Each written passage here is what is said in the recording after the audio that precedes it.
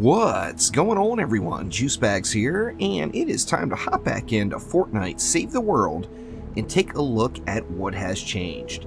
Now, as most of you know, I was a huge fan of Fortnite right when it released, and I absolutely love action defense games, so I had a lot of hope for Fortnite.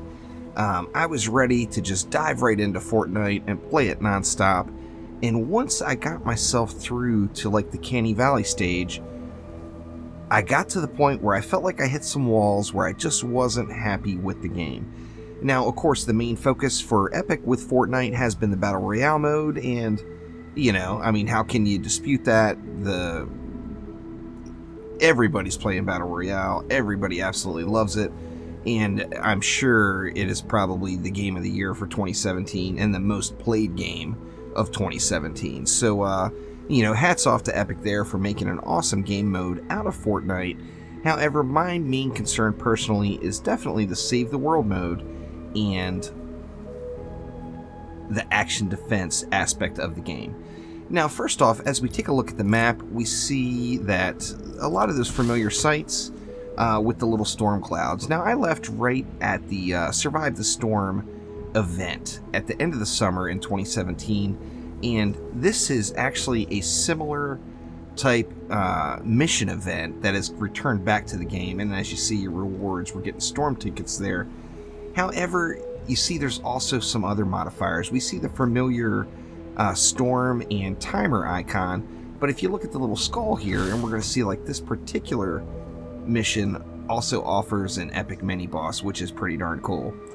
Now, one of my largest complaints about Fortnite was the gating system with the drops of rain. You needed just such an absolutely enormous amount of drops of rain to be able to upgrade your heroes, your gear, your traps, whatever you wanted to do. Required a massive amount of drops of rain, and it was quite a grind getting all those drops of rain. But if we look now on the mission rewards, and every mission actually has it, there is seasonal gold included. You look through the ones without a storm, seasonal gold, with a storm, seasonal gold. They've all got seasonal gold in the mix, and I was curious as to exactly what seasonal gold is until I came on over to the loot tab. Now, we've got that regular old familiar loot tab. We've got the upgrade llamas, the storm llamas, and then the daily llama, which today it's a trap. But if we look here, we've also now have got an event tab. And if you go to the event tab, you're going to find that is where you can spend your seasonal gold. Now, you're going to get some really cool things, but as you see here, you can buy drops of rain. You can buy 10 of them for 50 of the seasonal gold. And if we look back at one of the missions, actually it's not listing how much seasonal gold you get there, but you're getting a nice amount of it. I ran a couple of missions last night just to hop in and check it out. And I ended up having enough seasonal gold to buy several stacks of drops of rain from that event store. So it was pretty stoked to see it. Now, on the same note, you can save your seasonal gold up. You can get heroes, legendary weapon schematics. Pretty darn cool, you know. See, there's a schematic. That's a transform key there. Multiple heroes. We got a survivor, a mystery survivor, a defender, floor launcher traps, as it says here, that ends in 12 days, so I'm assuming these items will be new in the next event, and then of course the weekly items. Now, if you look at the weekly items here, you can also see we've got this legendary flux, which is a new item added to the game. Now, I was curious as to exactly what that's for. It's obviously here for a reason. And I found that out, and it's actually kind of pretty awesome. So if we look at a hero, say Power Base Nox right here, and we go to inspect it, we can see that you can now upgrade the rarity. So with 100 legendary flux, I'm able to upgrade the rarity of Power Base Nox and get him up to a legendary status. Being able to up the heroes, of course, is absolutely massive. Now, as far as I've seen, you can't upgrade any of your weapon schematics, which I think that would be really cool. As this Night Lance right here, I would really absolutely love to upgrade that. However, baby steps, I'll take it. I love the thought of being able to upgrade heroes. Although, as you see here, I do have quite a few legendary heroes. I really did grind it out for a couple of months. I don't have the ones I want. You all know how that works with RNG and with loot box type situations. I've got lots and lots of heroes, but I don't necessarily have the ones that I particularly am looking for.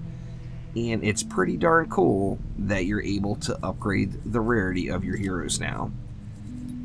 Now, as I mentioned back with the missions, they're all pretty darn familiar, and the missions I did queue up for, I did level 52 missions, just to see how the matchmaking was, and it was pretty quick. I actually think I have it set to private right now. I do. Let's switch that back to public, and then we'll take a look at one of these matches and see if it fills up. Now, currently, right now, it is severely off of prime time.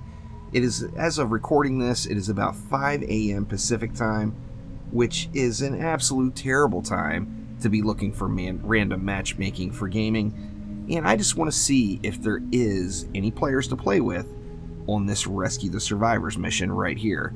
Of course, we know it is a co-op game. A lot of these missions are practically unachievable solo, so you're going to want to have a group of friends to play with. The majority of my friends have actually stopped playing the game and are waiting for a bigger change before they're willing to come back to the game. However, I wanted to hop back in and check it out. Now, doesn't look like anybody's going to join up with me here. Nope. However, like I did mention, it is 5 a.m. right now, so it's tough to expect too many players to be online. The previous missions I did do yesterday, I had no problem. I was in a full group right away. In fact, one of the Rescue the Survivors missions I did was actually half completed already when I hopped into it. So there's plenty of people that were still playing the Save the World mode, although the bulk of Fortnite players, of course, are all doing the Battle Royale. So in short, although the changes have been very, very small to Save the World, I love the fact that you can now upgrade the rarity of your heroes, and I really do like that seasonal gold and being able to buy those drops of rain. The action defense aspect of this game is absolutely amazing. The game runs fantastic, and I really, really hope that Epic puts a focus back on the Save the World mode to get it ready to go. Of course, it's supposed to go free to play sometime at 2018 as well.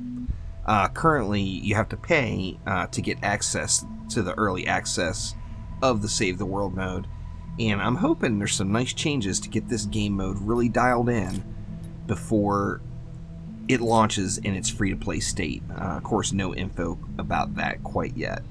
Anyway, that will do it for now, though. I just wanted to take a quick look and let all those players that did leave right around the Survive the Storm era know that there has been some positive changes to the game, and it may just be worth taking another look.